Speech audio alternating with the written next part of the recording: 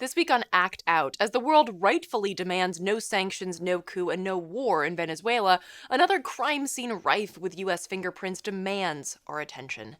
Kevin Pina joins us to talk about the ongoing crisis in Haiti, the history and present of U.S. involvement, and the larger context that we must grasp if we are ever to loosen the imperialist stranglehold. From tweets to marching in the streets, this is Act Out. Rockets! Blockade! Bulldozers swarm outside the checkpoint gate. An orange flash broke the hush and blew me into the street. I awoke next to the body of my baby. No! Welcome to Act Out. I'm Eleanor Goldfield, and this is your tipping point. This past Saturday, people around the world protested our violent involvement in Venezuela, saying no sanctions, no coup, and no war on Venezuela. These vital actions call out the U.S. military machine's long-standing assault on Central and South America, the complacency or outright assistance of other Western governments, and the importance of building and highlighting solidarity across borders. And as we work to throw wrenches into the gears of the propaganda war machine, another crime scene rife with U.S. fingerprints demands our attention. Haiti. In 1804, Haiti won its independence from France. Kinda.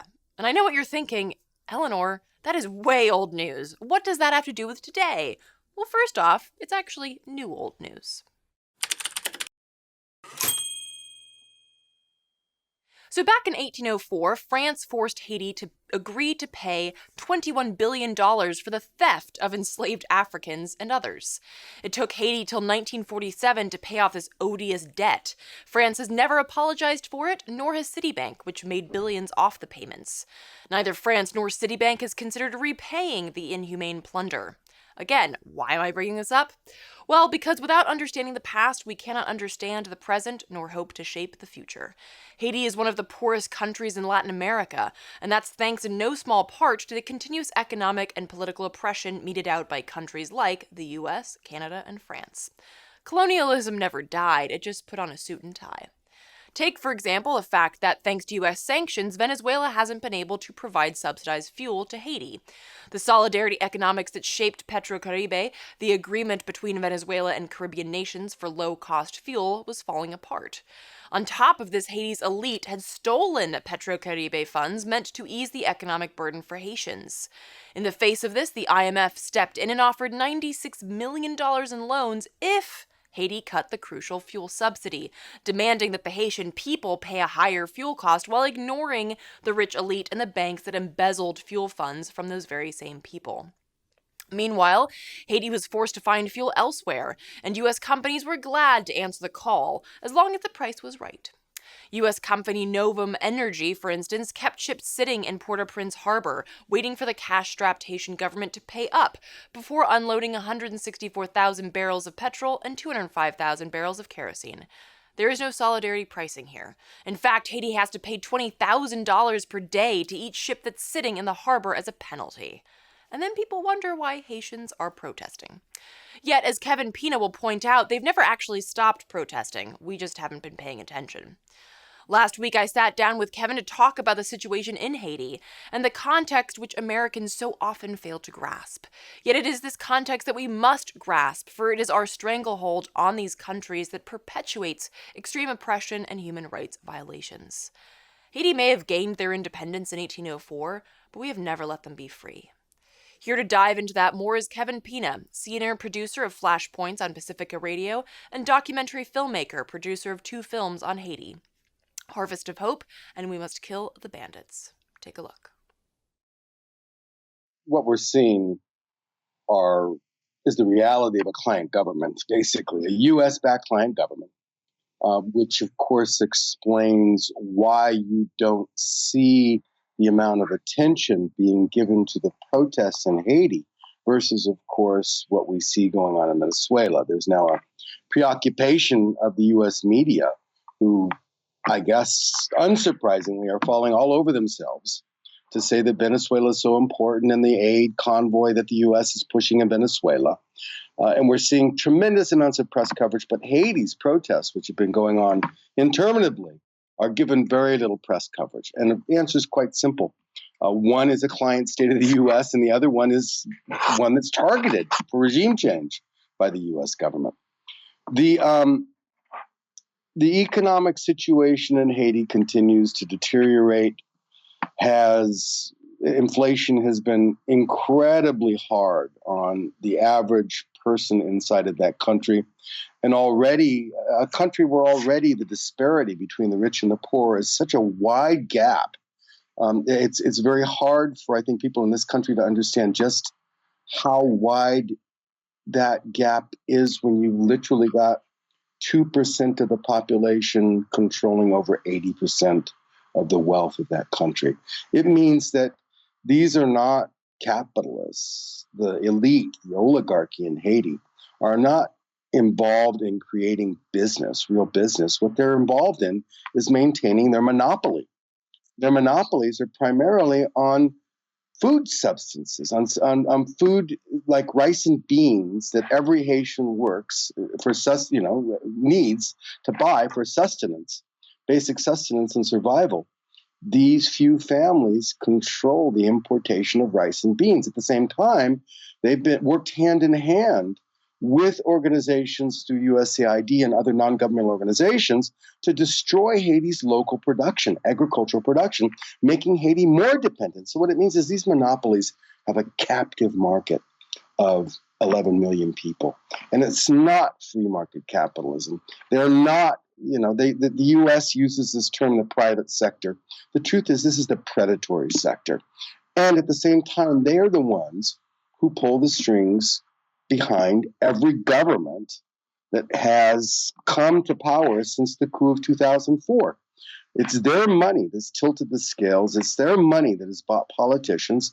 And to add insult to injury, not only now has nearly between $3 to $4 billion gone missing from a fund that was ostensibly to help build infrastructure projects to improve the lives of the people of Haiti.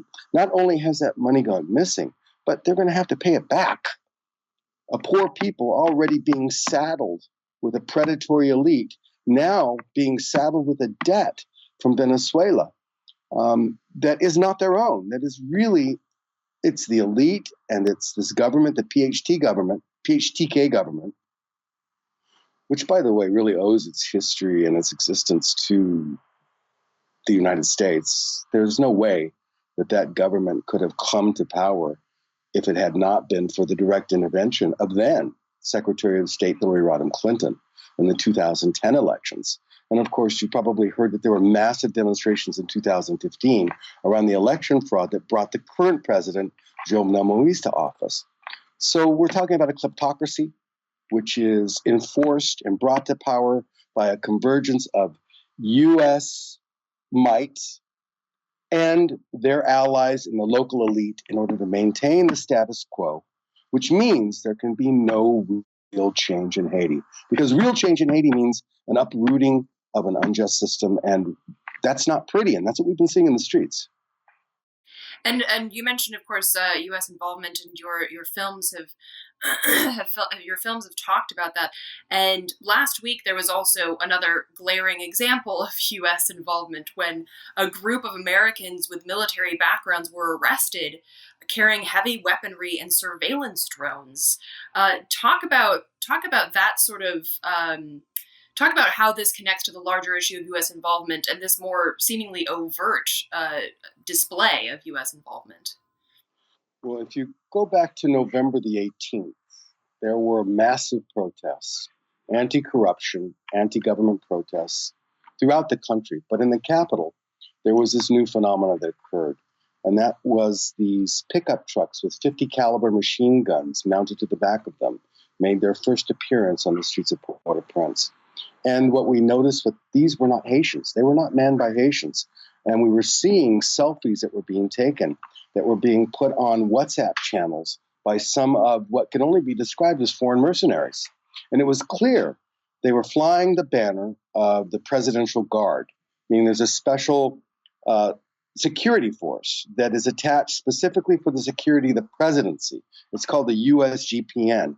They were flying those flags and those colors. It was clearly marked on the vehicles. These were brown camo vehicles.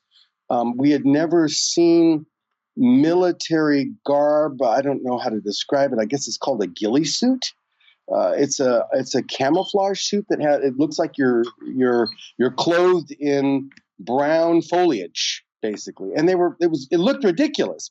What wasn't funny was that these guys were also caught on camera shooting at protesters.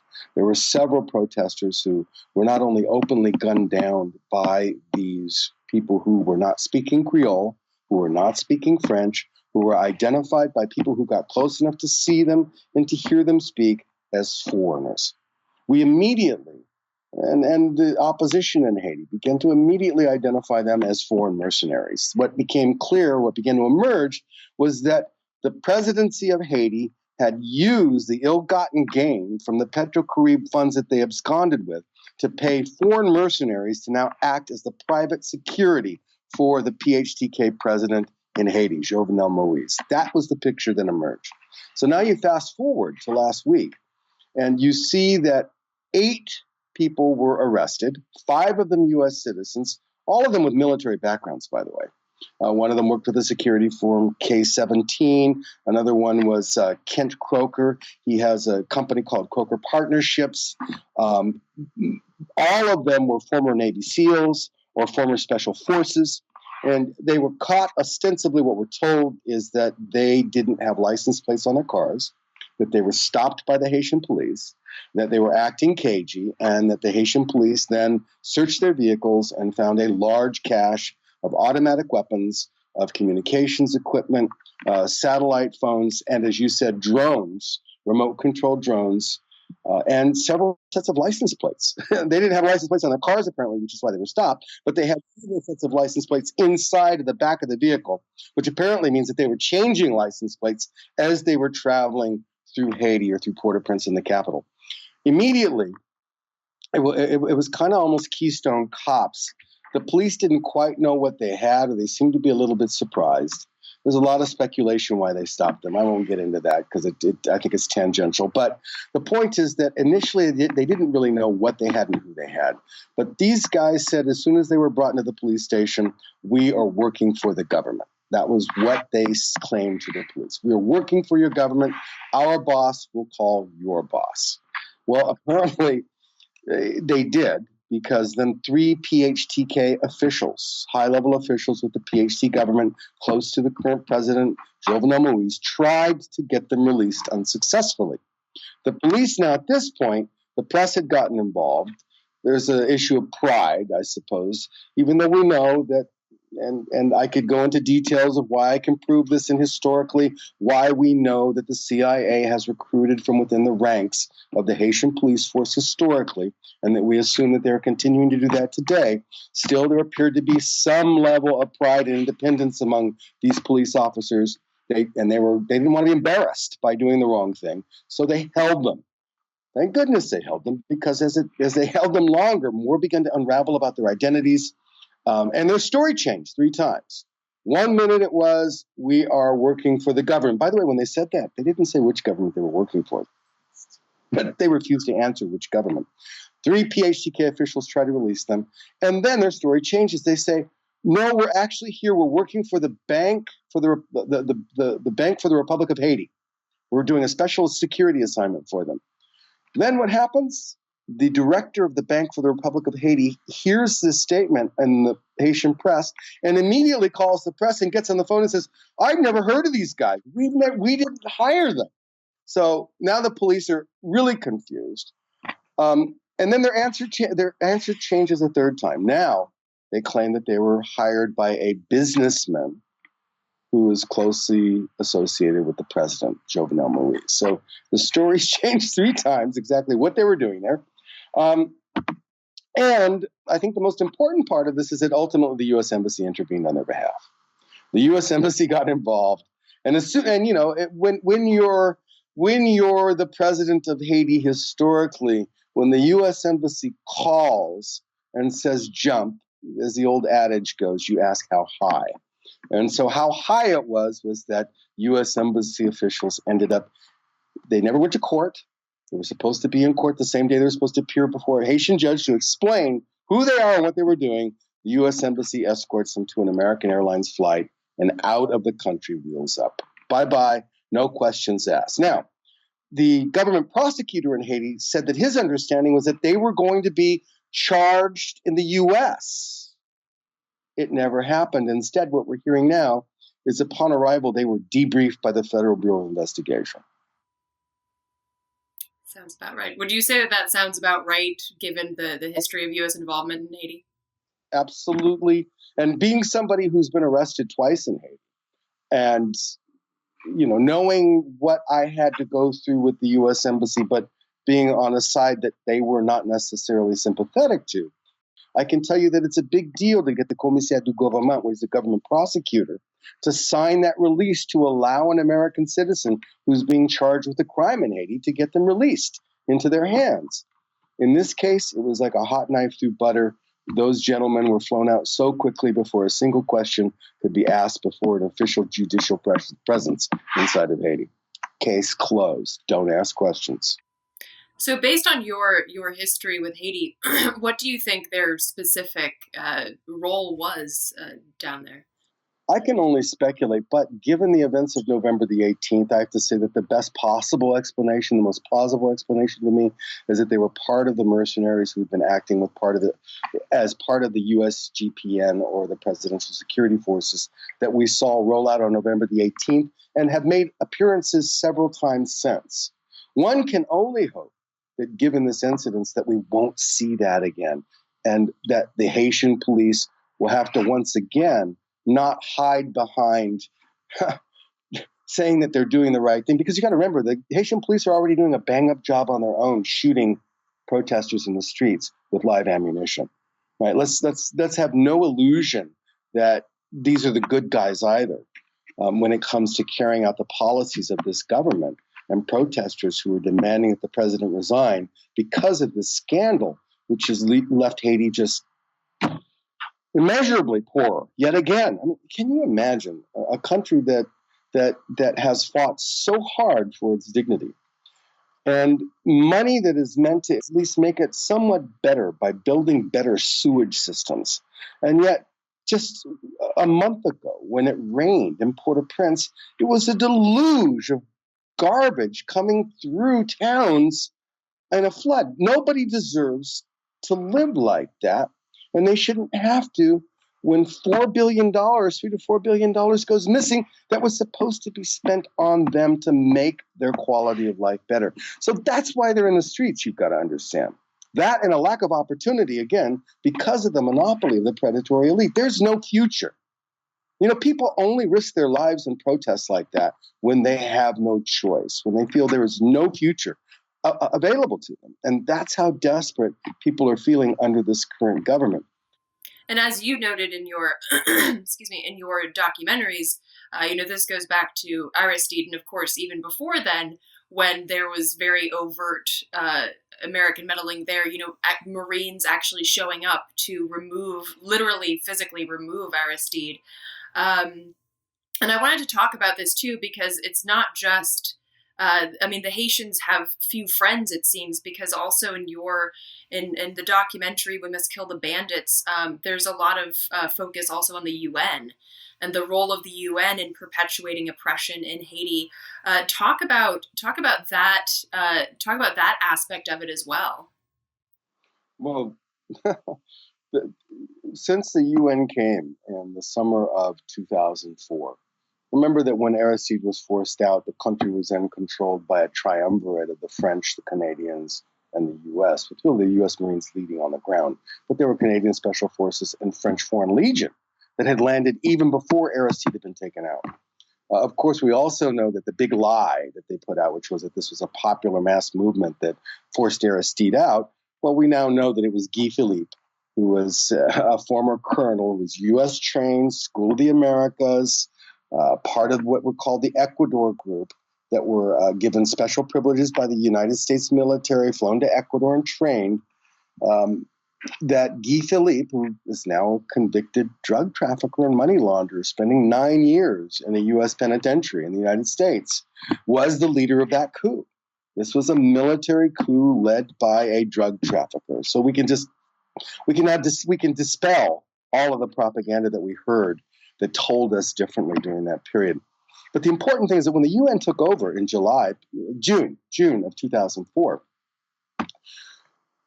they consolidated that coup d'etat. That was their role. They oversaw bringing in the most horrendous element of former human rights abusers to reconstitute the Haitian police.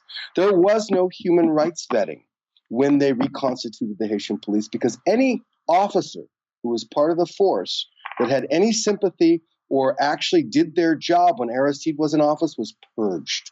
It meant there was no police force. So who did they rebuild it with? They rebuilt it with people who were former officers in the old guard of the police force that had been accused of human rights violations, former military who had been accused of human rights violations during this buildup to taking Aristide out of the country. And so the UN oversaw this process.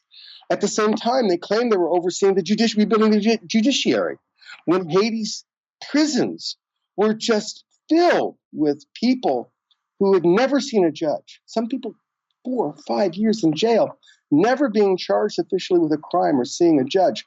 Today, that condition continues, where we see that nearly 70%, it continues to this day, 70% of the people who are in prison today have never been before a judge or charged officially with a crime. And if you go into the prison systems and you look at the conditions, and I've been there, I've been arrested, incarcerated in that system, I can tell you it's horrendous. It is awful. It's inhuman.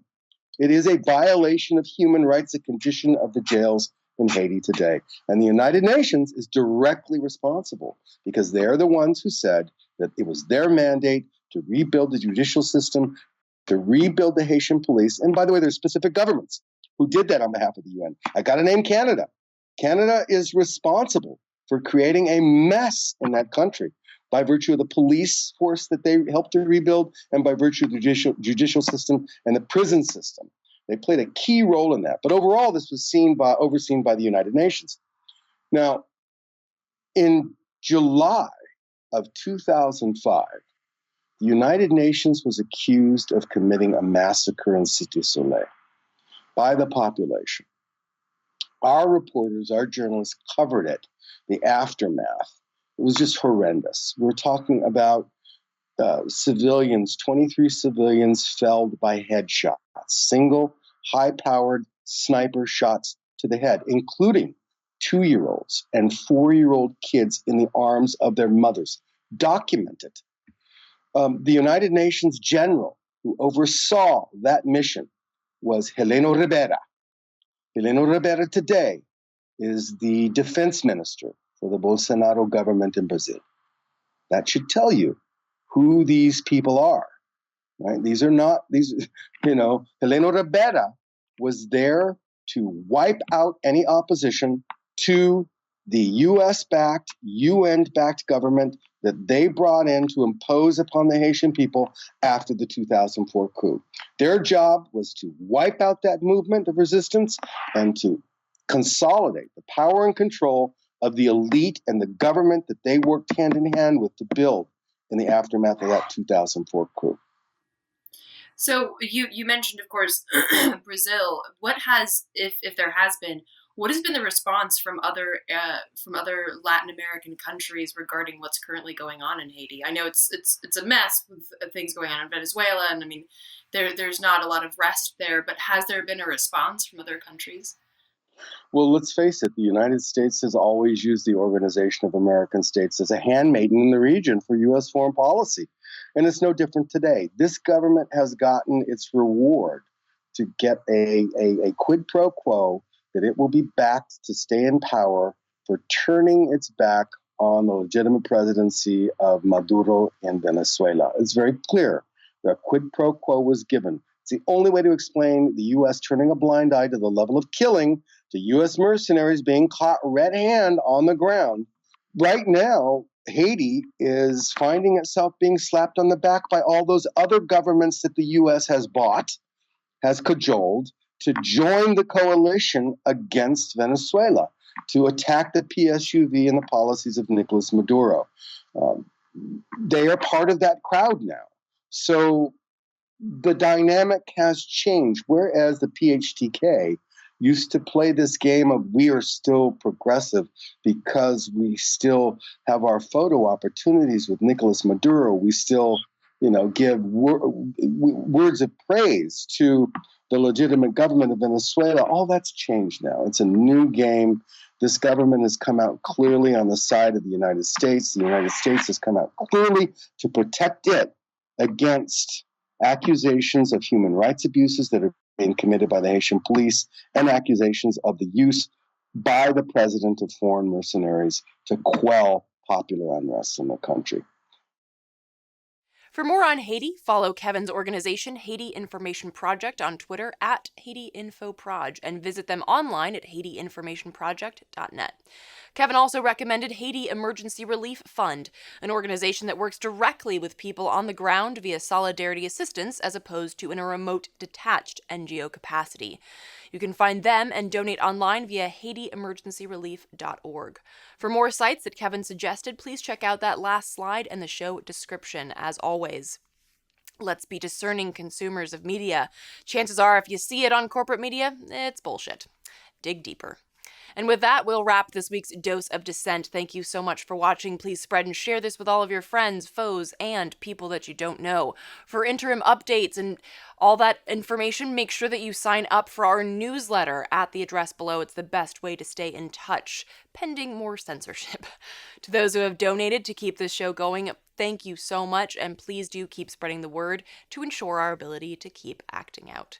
From the Devil's Den, good night and act out. And real quick, to keep independent, non-corporatized media like this show going, visit patreon.com/actout. I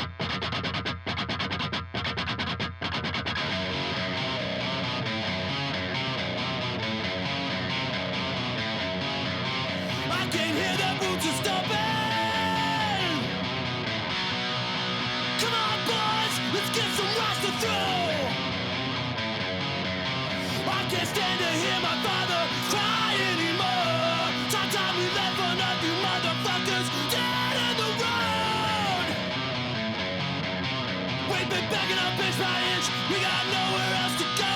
It's been too many years since you pushed and set my shove. I'm not a violent man, but